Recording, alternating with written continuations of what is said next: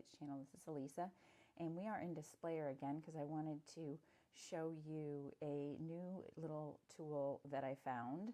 I'm sure there's been tons of press about this, but whatever. I like to discover things on my own. So if you've got a data set, you've just pulled it into Displayr. If you go to your data sources over on the left and you right click, you're going to get this little tool that pops up at the top of your menu right now called Data Preparation Agent. And what that's going to do is give you this really long list of different features and actions that it can take. What I like about this is there are some great data quality things in here. So if you use things like flag poor quality text, straight lining, you used to be able to do these things, some of them, but it would require like several different runs to get it to, do all of these different actions. But now it'll do it all for you really quickly, and with one command.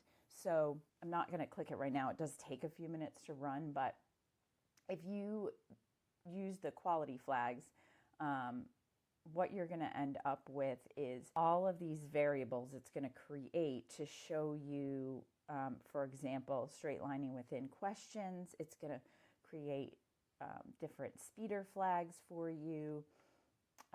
It's going to identify poor quality responses.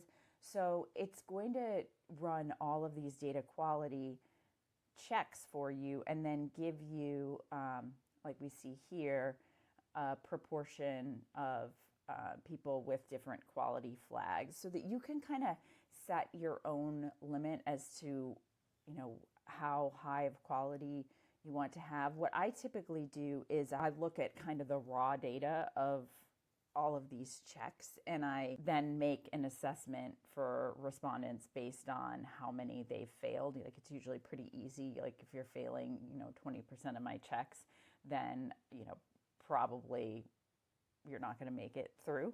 But a lot of times I want to look at open ends. I want to look at, I have some cheater questions in here. So I want to look at all of that before I determine the overall quality. I will tell you that right now I am probably cutting 40 to 60% of my responses in a typical, Gen Pop panel sample. The quality is just declining. I don't know what else to say about it. I think if you're in this industry, you know what I'm talking about.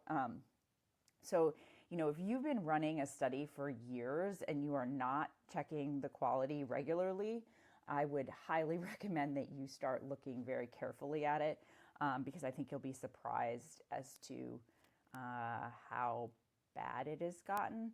And I hope some of these tools that I am showing you will help you just kind of identify those fraudsters quickly and move on with your life. All right, have a good rest of your day. Thanks, everyone.